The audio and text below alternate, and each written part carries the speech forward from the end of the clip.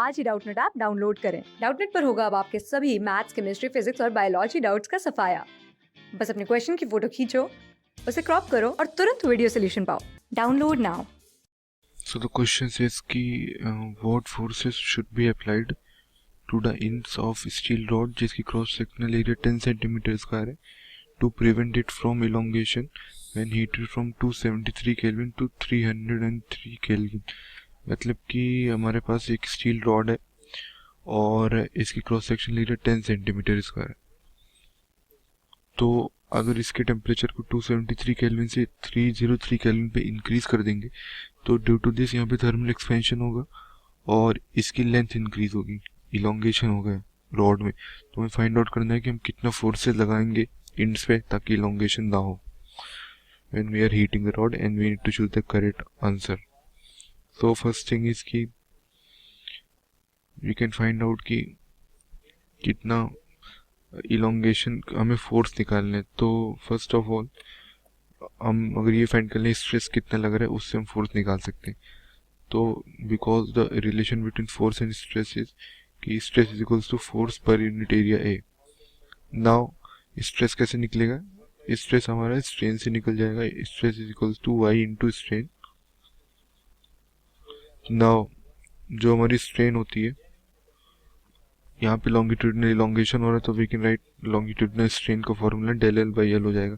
और according to thermal extension del L is equals to L alpha into del T.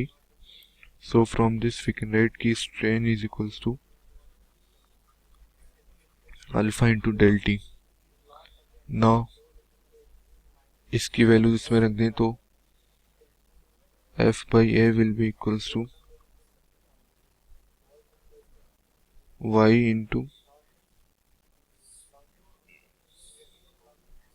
strain which is alpha into del T.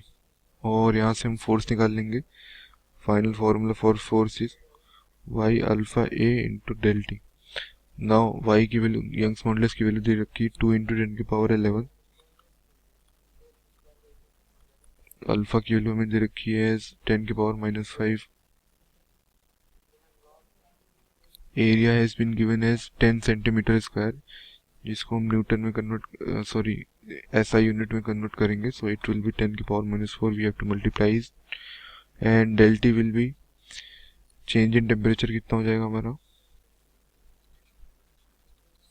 373 Kelvin minus 303 Kelvin minus 273 Kelvin which is equals to 30 Kelvin or 30 degree Celsius. So del T will be 30 and multiplying these we can find कि our final answer will be 6 into 10 की power 4 Newton.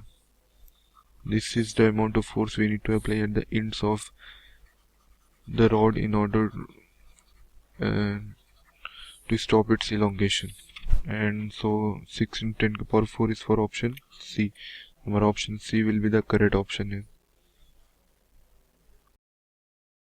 Class 6 से 12 से लेके NEET, IIT, JEE mains और advance के level तक 10 million से ज्यादा स्टूडेंट्स का भरोसा। आज ही डाउनलोड करें डाउटनेट ऐप या व्हाट्सएप कीजिए अपने डाउट्स 8400 400 400 पर।